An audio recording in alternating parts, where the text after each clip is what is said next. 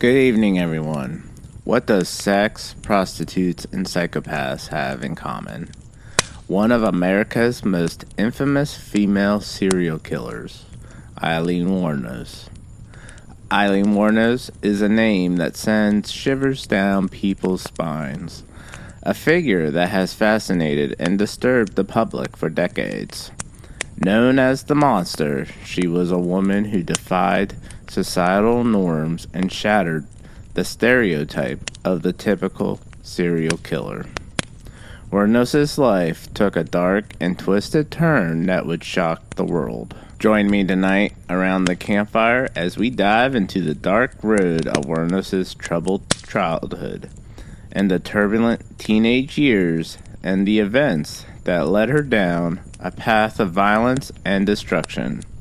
From her tragic and abusive uprising to her life as a sex worker, each chapter of her life holds the clues to understanding the motivations behind her heinous crimes. Throughout this episode, we'll explore the psyche of Aileen Wuornos, attempting to decipher the tangled web of emotions and experiences that shaped the woman behind the cold-blooded murderer. So grab your s'mores and grab a seat around the fire as we get into the gripping journey through the life and mind of Aileen Wuornos, a woman whose story will leave you questioning the thin line between good and evil. Thanks for joining me tonight around the campfire where we discuss the dark world of true crime. I am your host, Kevin. This is the Campfire Crime Chronicles, a true crime podcast. And this is the case of Aileen Wuornos.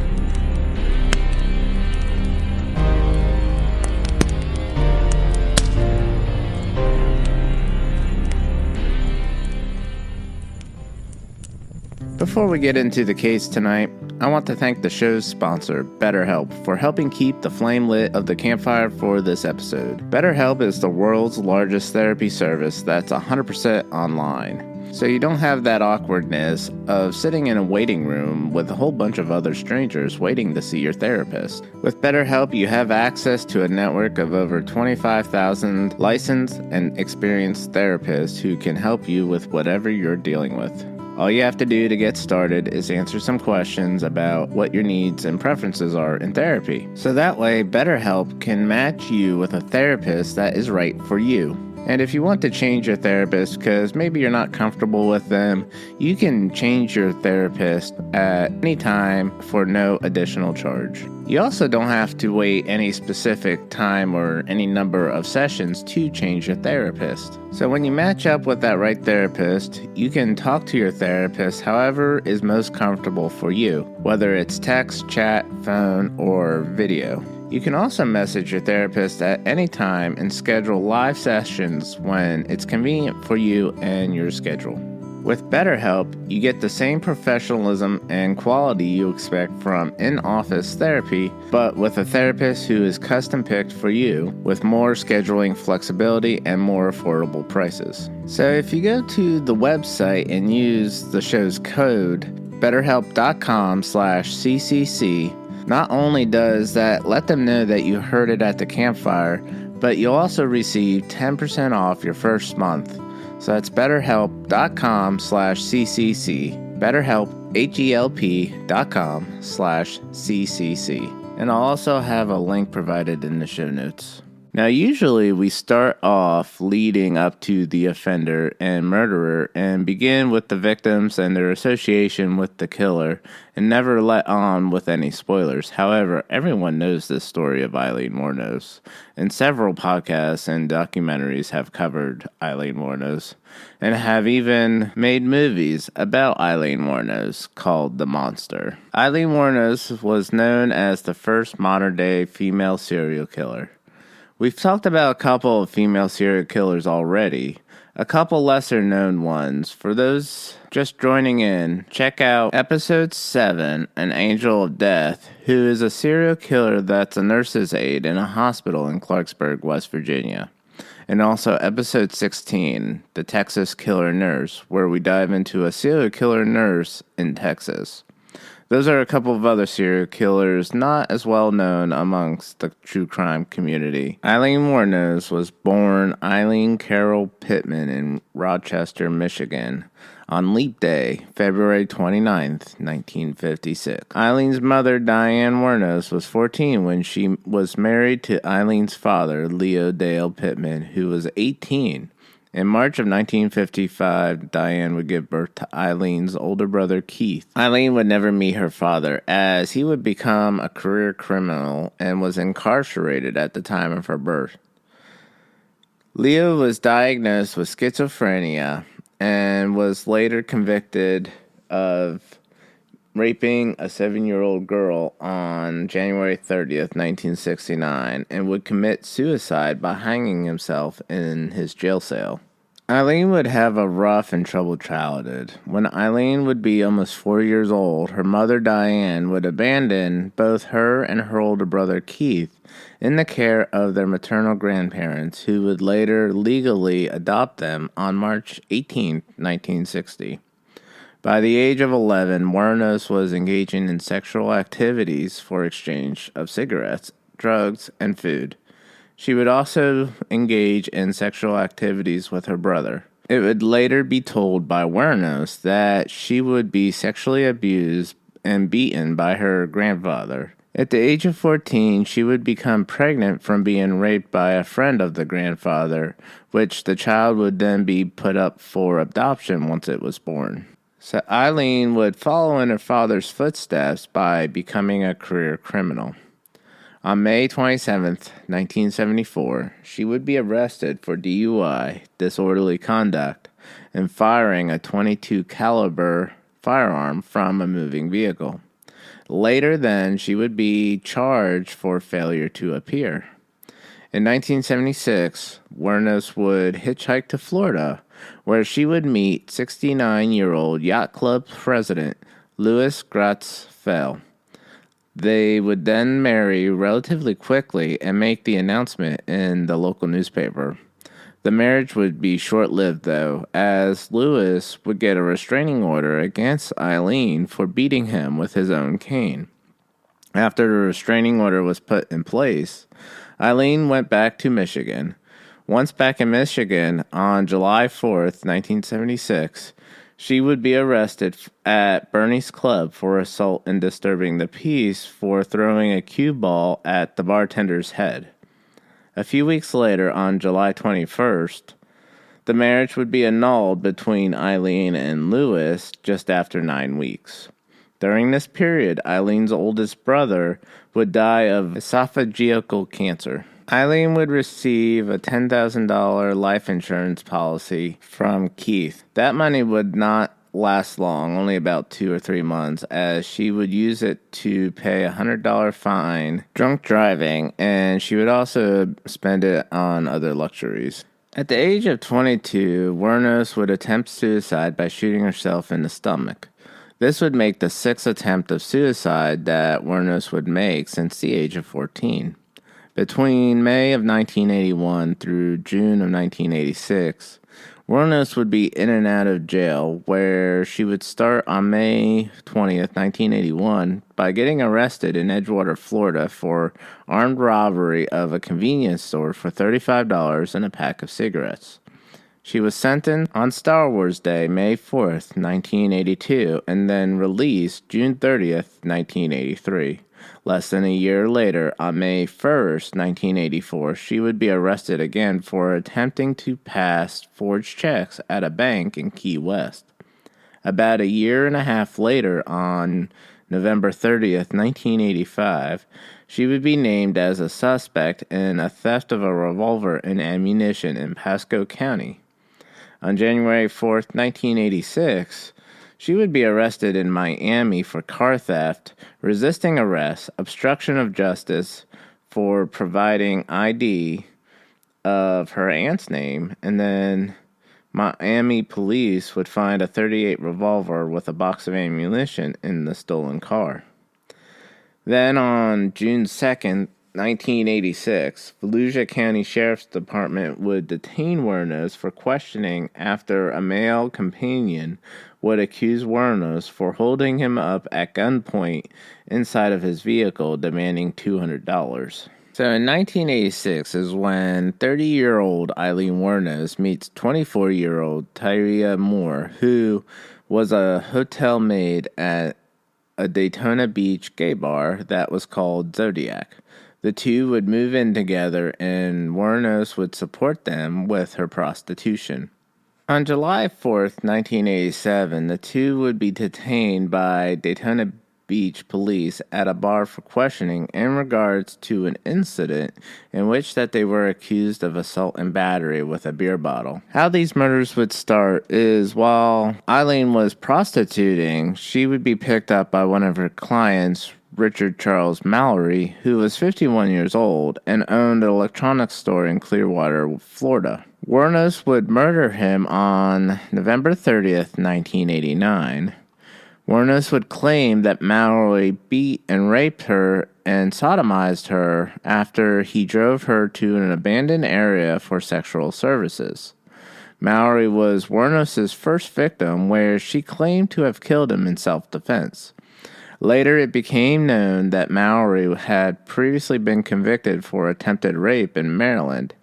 2 days after the murder, a Volusia County deputy sheriff found Mallory's abandoned vehicle. His body would be found several miles away in a wooded area on December 13th.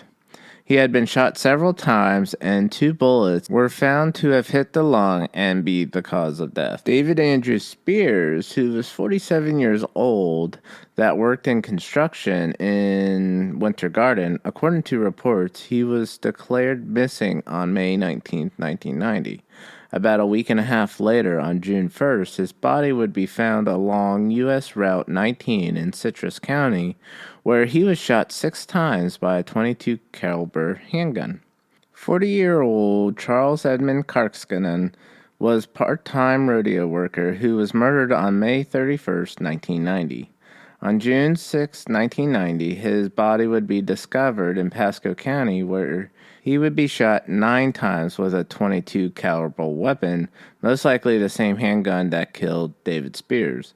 The body was badly decomposing when it was found. Witnesses would report seeing Wuornos in possession of Charles's car, as well as Wuornos would pawn off a gun which would be found belonging to Charles as well. Peter Abraham Seams was 65 years old, who was a retired merchant seaman who left Jupiter, Florida on June of 1990 and would have headed to Arkansas.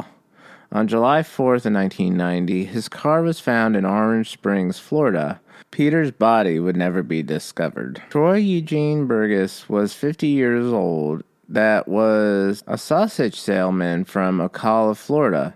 On July 31st, 1990, he was reported missing. Then on August 4th, 1990, his body would be found where he was shot twice in a wooded area along State Road 19 in Marion County. Charles Richard Humphreys, also went by Dick, was 56, a retired U.S. Air Force major who was a former state child abuse investigator, as well as a former chief of police from Alabama. He would never return home from Sumterville, where he was at the office of the Florida's Department of Health and Rehabilitative Services, as he would be murdered on 9/11 of 1990. On September 12th of 1990, his body would be discovered in Marion County, where he had been shot 7 times in the head and torso. His car was found in Suwannee County, which is approximately 98 miles northeast of Marion County. This isn't an exact mileage. This is just what I found on Google Maps when I entered both counties into maps. The last victim that Wuornos would be convicted of murdering is Walter Jano Antio, who was 62 years old. Walter was a trucker security guard as well as a reserve police officer. On November 19th, 1990, Antio's body would be found near a remote logging road in Dixie County. As I quickly learned since moving to Florida, there is a lot of country and remote areas of Florida once you get out of the larger cities and towns. There's a lot of remote areas in Florida where you would be able to get away from anyone and everyone pretty easily. Walter was shot 4 times, then 5 days later his car would be located in Brevard County, which is approximately 210 to 220 miles southeast of the Dixie County, according to Google Maps. I want to thank the show's sponsor, BetterHelp, for helping keep the flame lit of the campfire for this episode. BetterHelp is the world's largest therapy service that's 100% online. So you don't have that awkwardness of sitting in a waiting room with a whole bunch of other strangers waiting to see your therapist. With BetterHelp, you have access to a network of over 25,000 licensed and experienced therapists who can help you with whatever you're dealing with. All you have to do to get started is answer some questions about what your needs and preferences are in therapy. So that way, BetterHelp can match you with a therapist that is right for you.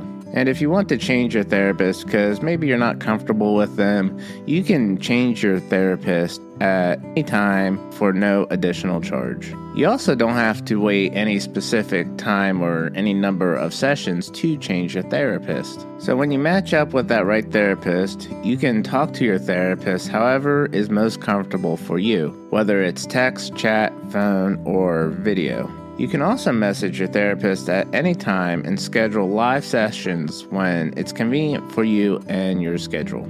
With BetterHelp, you get the same professionalism and quality you expect from in-office therapy, but with a therapist who is custom-picked for you with more scheduling flexibility and more affordable prices. So if you go to the website and use the show's code, betterhelp.com/CCC, not only does that let them know that you heard it at the campfire, but you'll also receive 10% off your first month.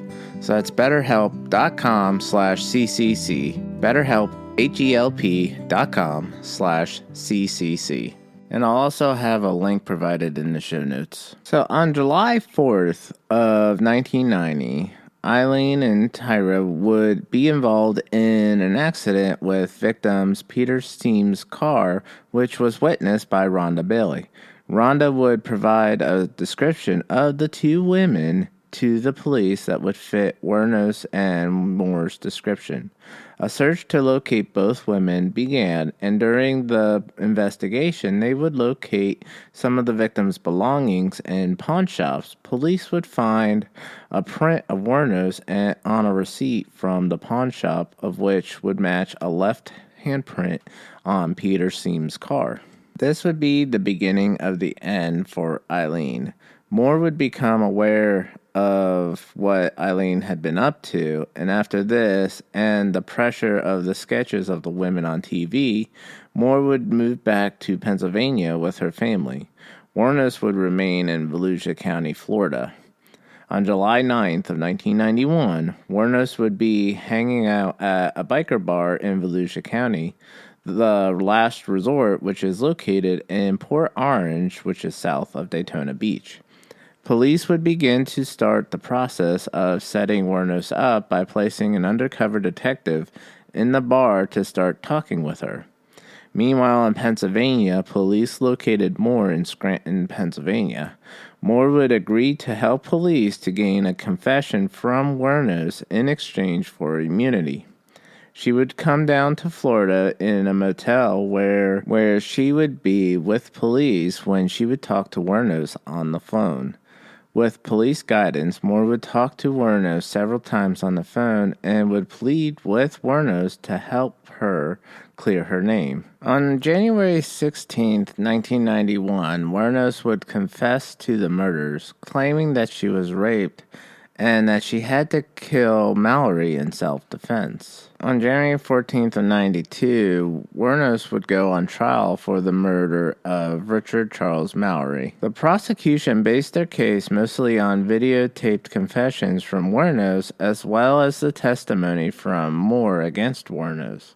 The prosecutors would be able to introduce evidence related to Wuornos from the other murders based on Florida's Williams Rule, which allows the prosecution to introduce evidence related to collateral crimes of Wuornos that showed a pattern of illegal activity as well as motive, intent, and knowledge. The prosecution dismissed Wuornos' claims that the 7 murders were all in self-defense because her stories would vary with each telling of the stories when questioned about them. In the earliest confessions of Wuornos, she said that Mallory picked her up while she was hitchhiking, and they later went into a secluded wooded area to engage in an act of prostitution. She and Mallory then began arguing. Wuornos said that she felt Mallory was going to roll her or take her money and rape her. She grabbed a bag in which she kept a gun in, and then the two began struggling over the bag. Wuornos prevailed, pointed the gun at Mallory, and said, "You son of a bitch, I knew you were going to rape me," to which Mallory responded, "No, I wasn't," and that's when Wuornos would shoot Mallory. Then, when Wuornos would tell more about what happened, one version was that she found a body under a piece of a rug, and then in another story that she told Moore, she would confess to killing him. Moore would work with police and investigators to gain a confession from Wuornos, convincing her that she would be prosecuted unless Wuornos confessed and that Moore wasn't involved. After this was when Wuornos would confess and fully cooperate. While speaking with investigators, it was said that she seemed confident, not at all upset about what happened. While speaking with interrogators, she would tell her public defender to be quiet while she would speak, and she would say, "I took a life. I am willing to give up my life because I killed people. I deserve to die." End quote. The defense would argue and make several claims, from Aileen having an altered mental state as well as being coaxed by Tira Moore into confessing. They would also argue that because of this altered mental state, that she did not have a rational understanding of her rights and advice to counsel. The defense would also argue that as soon as Wuornos was arrested, 3 detectives as well as Tira Moore talked to media to sell their stories. There's theories that are suspect that such deals had influenced witnesses to exaggerate their stories. However, there's no definitive proof of this. So with one of her interviews with investigators, Wuornos would go into great details about her self-defense claims against Mallory. Police would claim that they would find no evidence of past records of Mallory and rape charges or convictions. However, it was later determined that the investigators didn't look too hard, as we previously discussed earlier.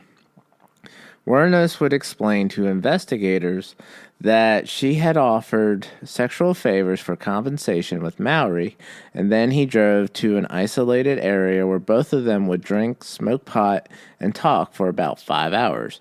Then around 5 a.m., Wuornos began disrobing and asked Mallory to remove his clothes. However, he would only unzip his pants and explain to her that he didn't have enough money to pay her fee. So when Wuornos went to retrieve her clothes to get dressed, Mallory would then put a cord around her neck, as Wuornos would state, threatening to kill her, as Mallory would say to her, quote, "Kill her like the other sluts that I've done," end quote, and then tied her hands to the steering wheel.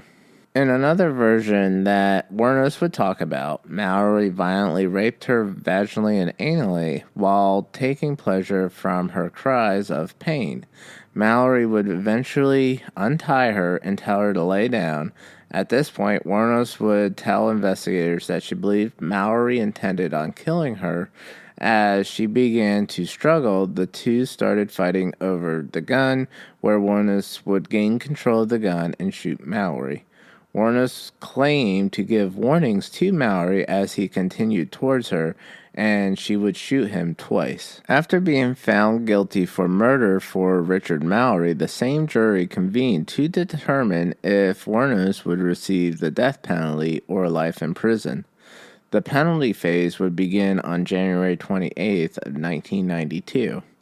During the penalty phase of the trial, the defense would make the claim of not receiving the death penalty by arguing that Wuornos' IQ would only be 81 and that the IQ for mental retardation was 70, which is 11 points difference.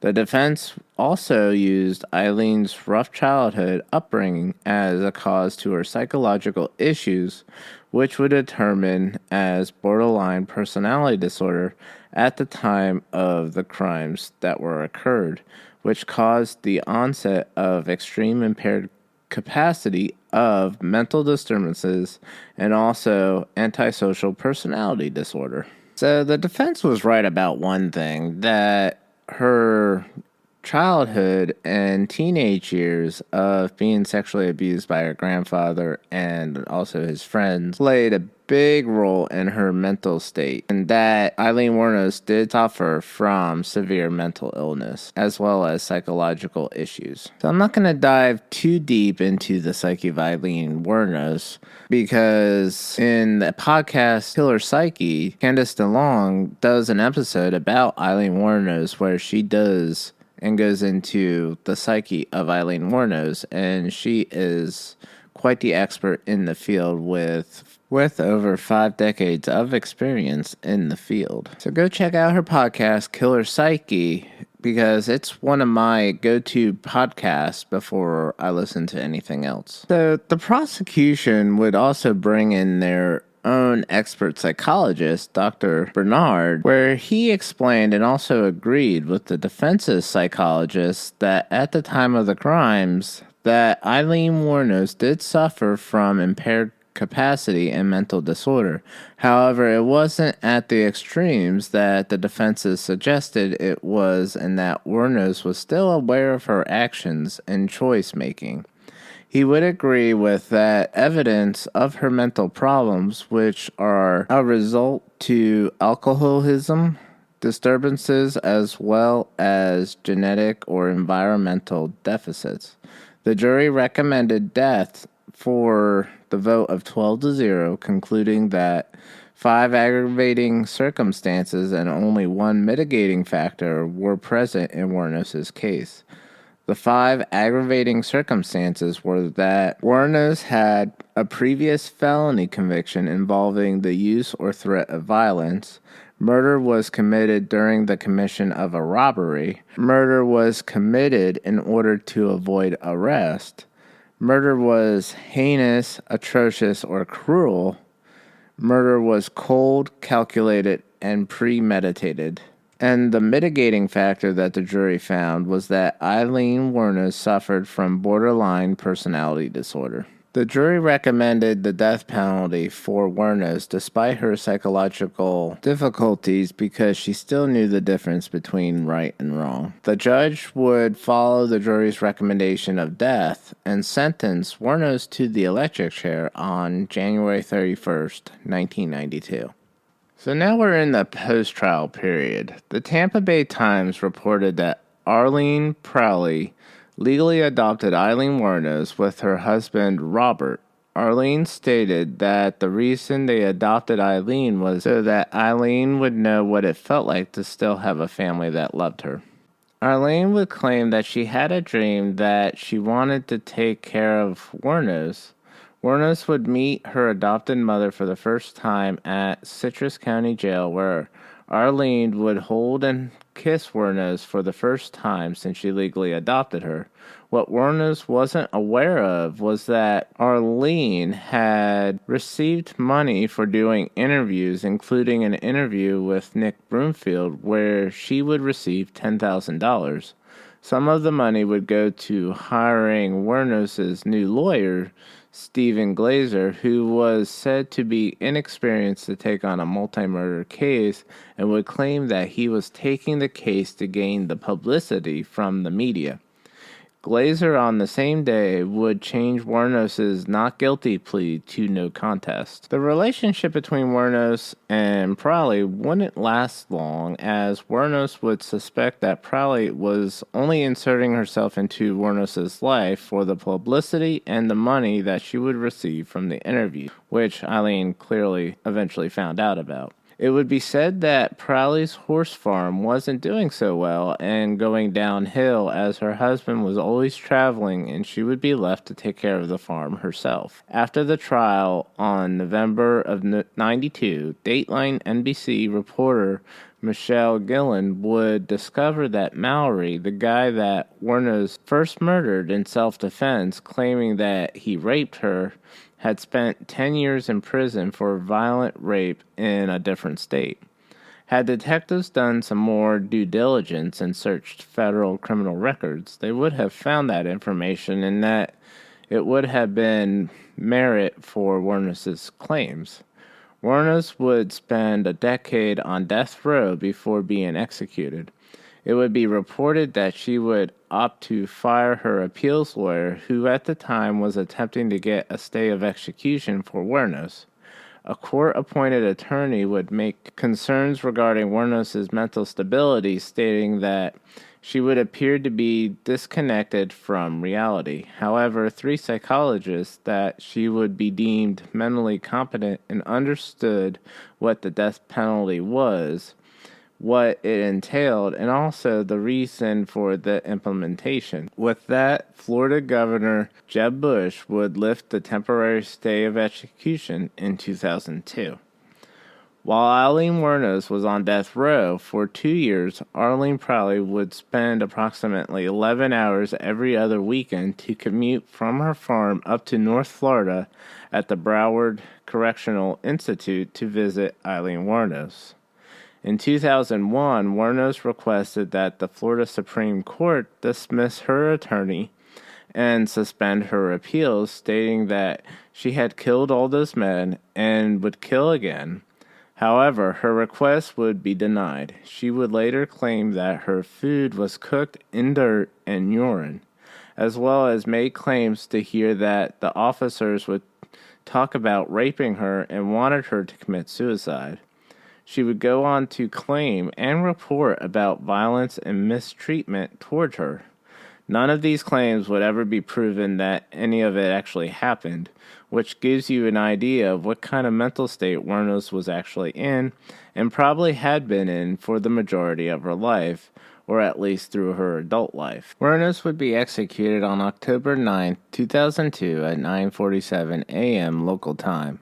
Her reported last words would be, "I'd like to just say I'm sailing with the Rock and I'll be back like Independence Day with Jesus, June 6th. Like the movie Big Mother Ship and all, I'll be back." End quote. The Hare Psychopathy Checklist, also known as the Psychopathy Checklist Revised, was created by Dr. Robert Hare. The PCLR is used to give an individual a single score, of which, with the higher score, the greater they are for being a psychopath, of which, when someone who receives a score of 30 in the U.S., they are considered a psychopath. Aileen Wuornos would score a 32 out of 40 on the PCLR. To give this into some comparison of Wuornos' results on the PCLR, Ted Bundy scored a 39 out of 40 on the PCLR. That concludes this case at the Campfire. I know there's more information that I didn't include in this story, as there is a lot of information to cover. All resources used to gather the information for this case include, but not limited to, news articles, reports, documentaries, as well as other sources. I appreciate everyone who has gathered by the Campfire with me for this case. Also, I'm working on a different bonus content feature to where subscribers can access everything in one place wherever you get your podcasts. Up until now, I've been using Patreon, and I will probably keep Patreon at least for the time being. Once everything is changed over, I will let you guys know. I appreciate all the support from all the listeners and supporters. Also, if you'd like to support the show and not necessarily sign up for a subscription, you can support the show with the S'mores Fund through the website campfirecrimechronicles.com. A link will be provided in the show notes, as well as a link for this episode's sponsor, BetterHelp. So join me next time in 2 weeks as we gather around the campfire for the next case that we dive into. Remember to sleep with one eye open. This is the Campfire Crime Chronicles, a true crime podcast.